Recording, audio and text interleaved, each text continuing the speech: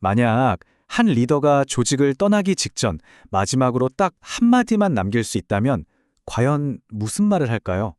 아마 그가 가장 중요하게 생각하는 가치, 그 비전의 핵심을 담지 않을까요? 오늘 우리가 살펴볼 게 바로 그거예요.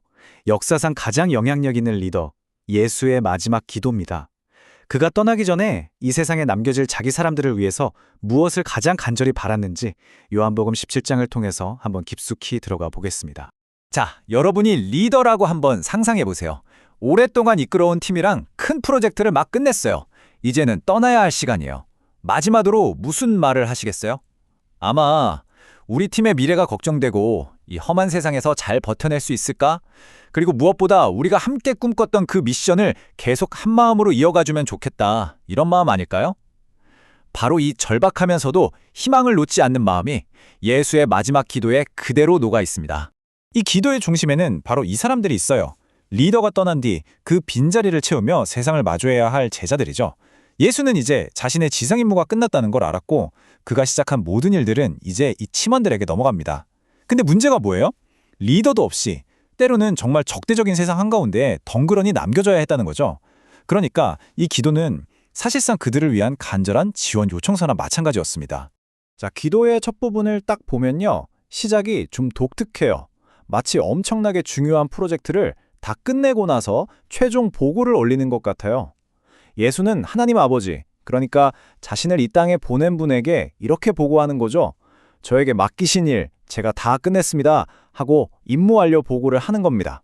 여기서 아주 중요한 단어가 하나 나와요. 바로 영광이라는 건데요. 우리가 보통 생각하는 그런 명예나 칭찬, 이런 걸 뛰어넘는 개념이에요. 여기서 말하는 영광은 아버지 하나님과 아들 예수가 서로 공유하는 어떤 신적인 본질, 그 능력이 찬란하게 드러나는 상태를 말해요.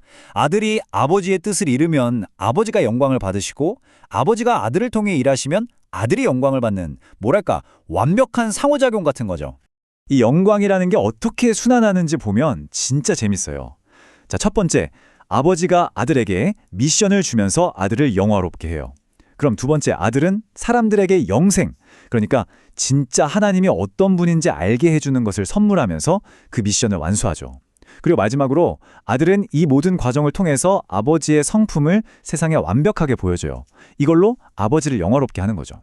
이게 일방적인 게 아니라 서로가 서로를 빛나게 해주는 완벽한 순환고리인 셈입니다.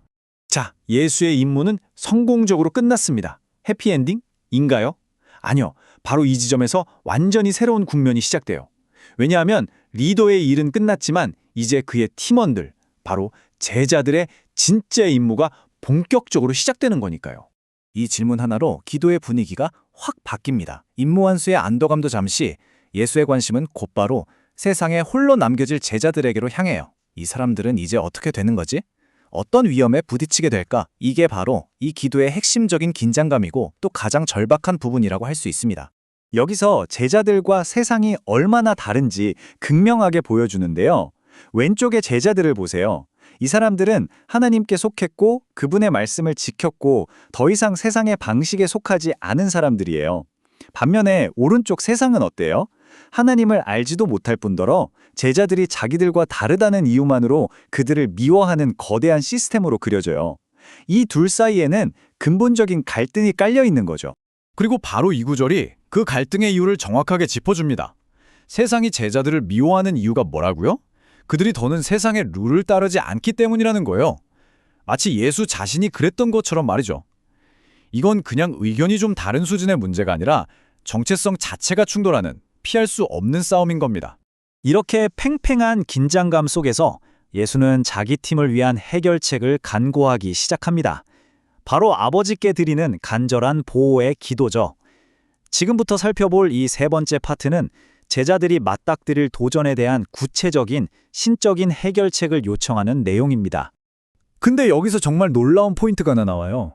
예수는 아버지, 제자들이 너무 힘들어하니까 이 위험한 세상에서 그냥 데려가 주세요. 이렇게 기도하지 않아요. 오히려 그 반대예요. 그들이 세상 안에서 임무를 계속할 수 있도록 보호해달라고 요청합니다. 핵심은 현실 도피가 아니라 현실 속에서 버티고 이겨내는 거라는 거죠. 그래서 예수가 요청한 특급 보호 패키지는 구체적으로 이 네 가지입니다. 첫째, 아버지의 권능으로 직접 지켜달라는 강력한 보호. 둘째, 팀이 흩어지지 않고 하나의 목적으로 똘똘 뭉치게 해달라는 연합. 셋째, 아무리 힘든 상황에서도 내면의 기쁨을 잃지 않게 해달라는 것. 그리고 마지막으로 악한 자, 즉 세상을 지배하는 나쁜 영향력으로부터 지켜달라는 보존, 이 네 가지입니다. 그리고 저희가 지금 살펴본 이 핵심 내용, 그러니까 세상 속에서의 보호와 보존이 저희가 참고한 자료에서도 가장 중요하게 강조하는 부분이에요. 보시는 것처럼 이 기도의 핵심은 세상을 탈출하는 게 아니라 세상 속에서 안전하게 임무를 완수하는 거라는 점을 분명히 하고 있죠. 자, 그렇다면 수천 년 전에 드려진 이 기도가 지금 이 시대를 살아가는 우리한테는 대체 무슨 의미가 있을까요? 마지막으로 이 기도가 오늘 우리에게 던지는 메시지가 뭔지 한번 정리해 보겠습니다. 이 기도는 우리에게 아주 근본적인 질문을 던져요. 예수의 제자가 된다는 것, 그의 가르침을 따른다는 게 과연 뭘로 의미하는 걸까요? 이건 단순히 어떤 신념을 갖는 문제를 넘어서 우리의 삶의 방식, 우리의 정체성에 대한 깊은 질문입니다. 이 기도가 보여주는 답은 아주 명확합니다. 제자의 삶이란 세상의 가치관에 그냥 휩쓸려 가지 않으면서 세상 안에서 살아가는 거예요. 그리고 그 과정에서 보이지 않는 힘의 보호를 받고 또 같은 목적을 가진 사람들과 깊이 하나가 되어서 살아가는 것. 이것이야말로 한 리더가 자기 팀에게 그토록 간절히 바랐던 삶의 모습인 거죠.